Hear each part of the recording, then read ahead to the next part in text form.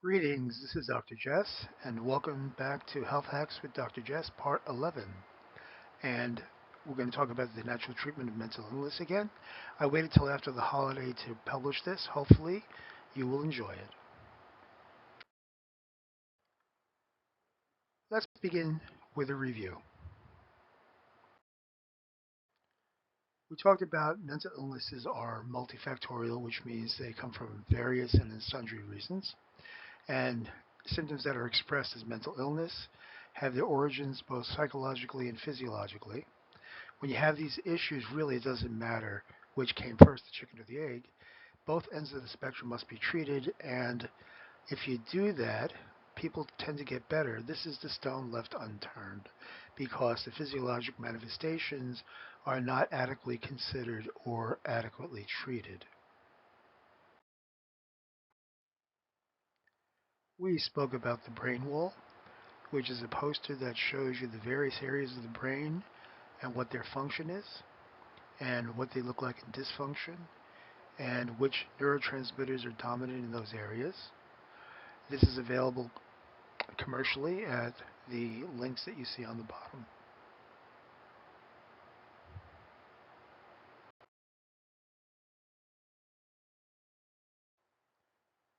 We also talked about what causes these imbalances, toxins, xenobiotics, dietary peptides, dysbiosis, and so forth, okay, which kind of makes sense. But in our society, the biggest problem is stress.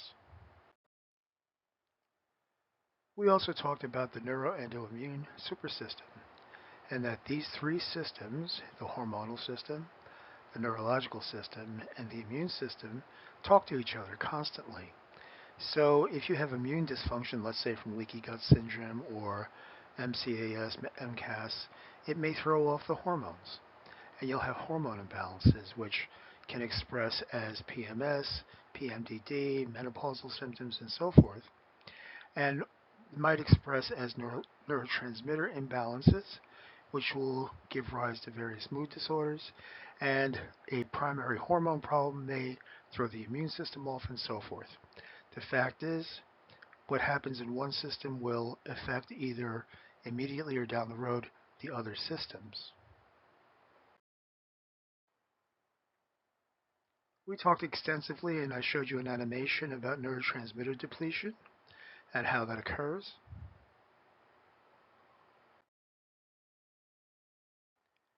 We also talked a bit about emotional trauma, okay, and how that was really important to consider. And in my opinion, it's just as, if not more important, as microbial and physical trauma. So let's get into this week. Okay, let's dive in. The picture on the left is my son's dog, Patron, when he was running for office. I thought he looked very dapper in a suit. And on the right is from the internet, but it shows you his attitude. Okay, so let's dive in. We're going to talk about neurotransmitter assessment this week.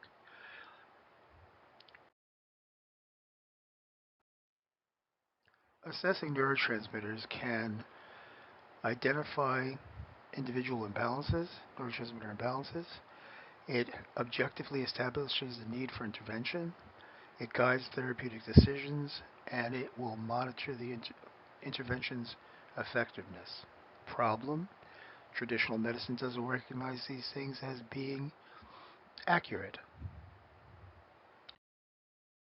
So here are the arguments that I get with the use of neurotransmitter assessments. The usual statements: there's no peer-reviewed research supporting their use. They should look at the literature.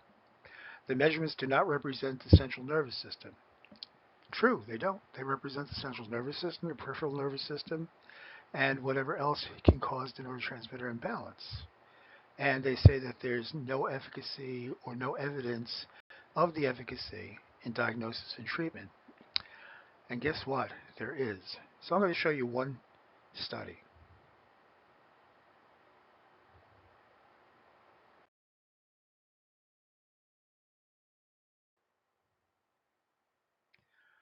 This is a study that was published by the Neuroscience Corporation in peer-reviewed literature, which showed the validity and clinical applicability of urinary neurotransmitter testing.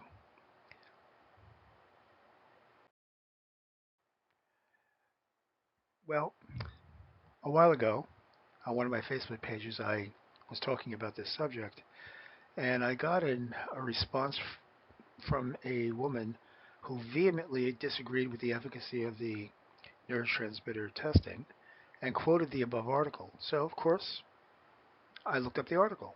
And what she did not notice is that the article was retracted, which means the people who wrote it looked at it again and said, aha, this is not true.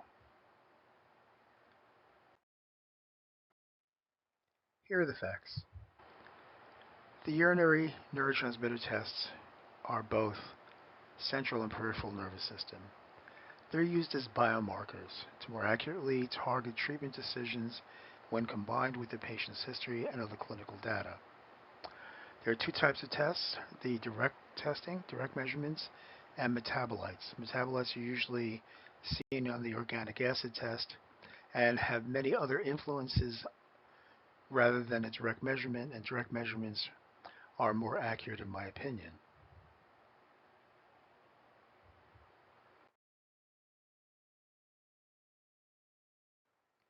The literature out there supports the following concepts. Urinary neurotransmitters correlate with clinical conditions. Urinary neurotransmitters can assist you in choosing therapy, practitioner, or yourself. Urinary neurotransmitters can help monitor therapeutic success. And I have to tell you, I've gotten into numerous arguments with traditional medical doctors, especially psychiatrists, and this is what usually happens. I'll be lecturing about this, and they will say, well, there's no evidence that this is the central nervous system correlation. And I'm like, well, let me ask you a question. What are you using to guide your clinical decisions? And what they're using is a symptom complex. So I put it to you, how many things can cause depression? It's not always low serotonin requiring an SSRI. It could be low dopamine. It could be innumerable combinations of things. So in the medical mind, when you come in with depression, let's say, they'll put you on an SSRI. And if in a few weeks it doesn't work, they'll double the dosage. And if in a few more weeks, they may change it to a different SSRI, depending on your response, obviously, if it's not working well. And they'll continue this for a few months. And then maybe they'll change it to an SNRI or SDRI, which helps or prevents the reuptake of norepinephrine and dopamine. And they'll play around like that for another few months. And perhaps they'll send you to a psychiatrist who will give you an atypical antipsychotic. Okay?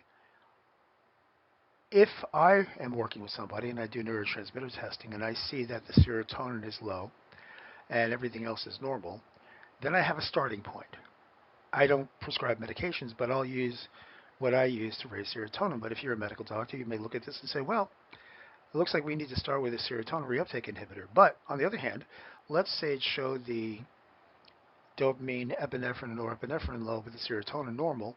Then you would start with something like Wellbutrin or so forth. Okay. So I look at them out in the audience and I say, you're making somebody suffer for a really long time while you're guessing. You're guessing. I'm not guessing. I'm using what's available as guidance, not absolutes, as guidance. How come you're not? So I get off my soapbox now.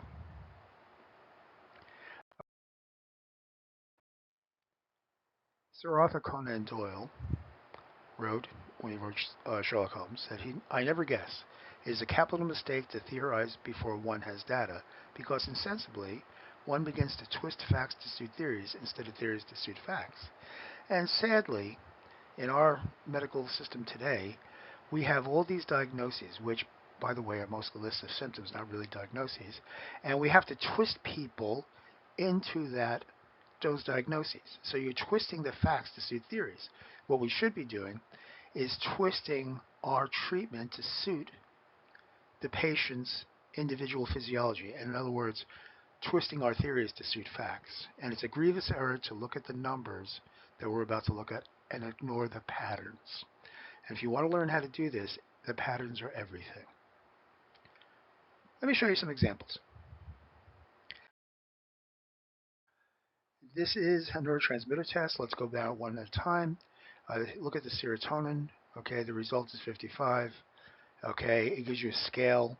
The blue here is low, the yellow is low but equivocal. The green is the normal, if you will, and of course you have equivocal and then high. Okay, and then they have the reference level. So here, the serotonin is low, the dopamine is at the very bottom of normal, which by the way, that means it's suboptimal.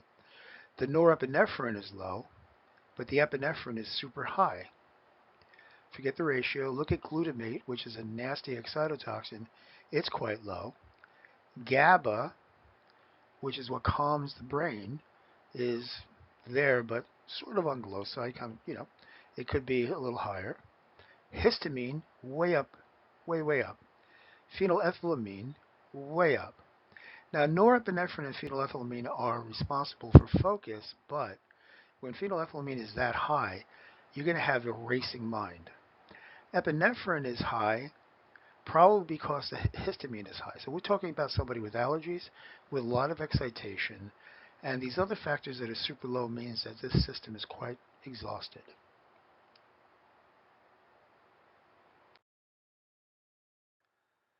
Now, over the years, I've done thousands of these tests, and you're going to see different types of tests here, and I'll explain it to you. Okay, at the beginning, you see a lot of excitation. So take this thing in the middle.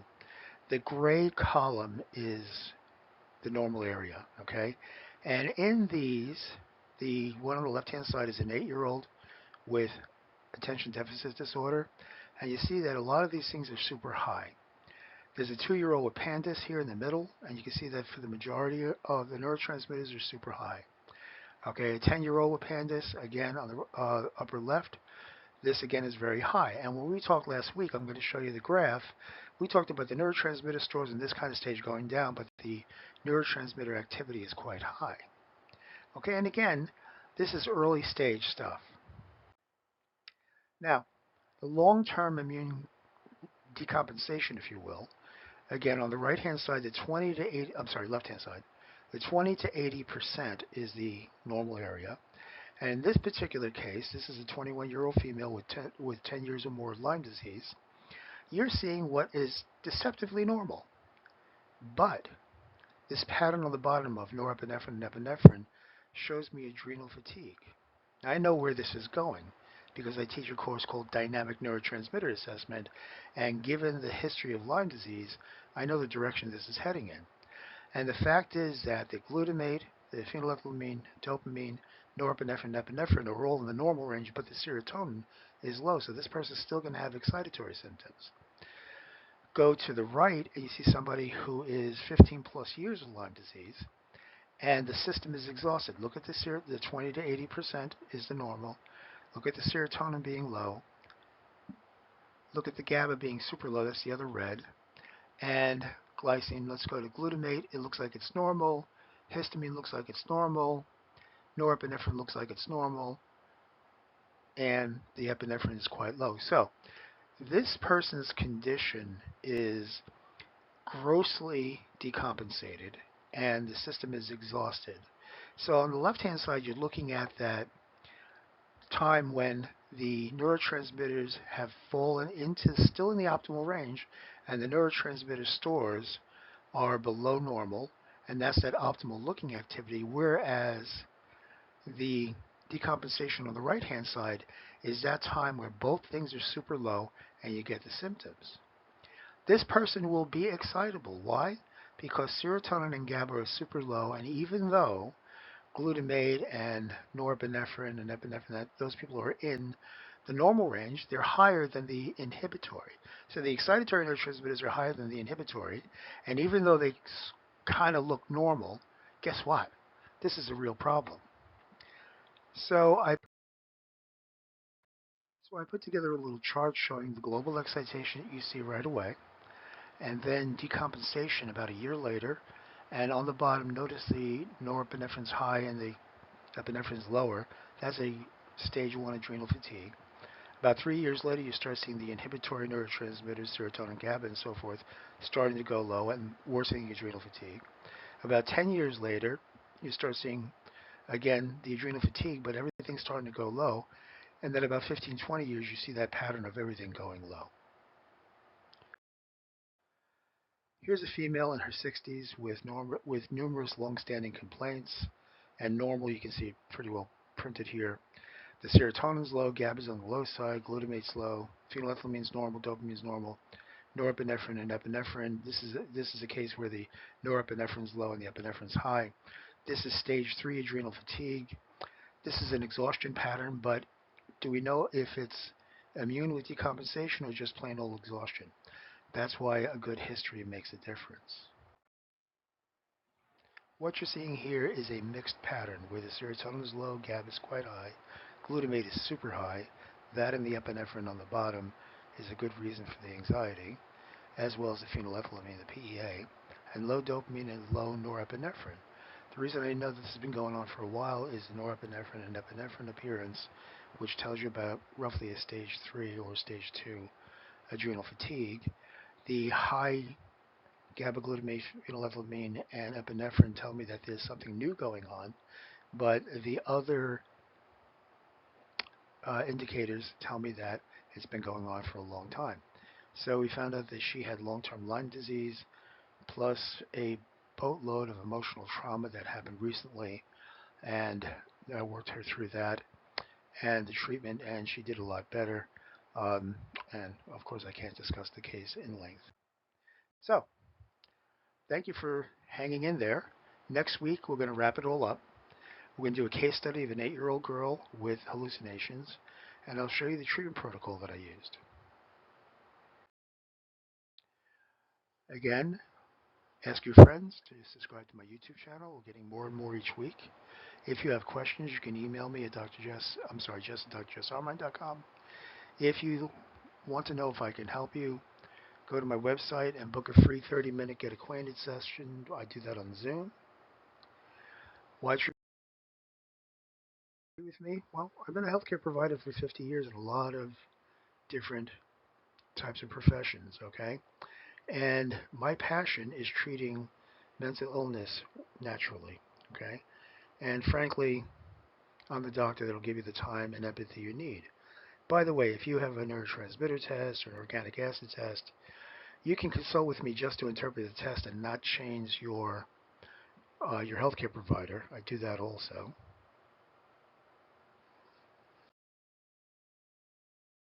And if no one told you that they love you today, just remember, Dr. Jess does. Okay, guys, I'll see you next week.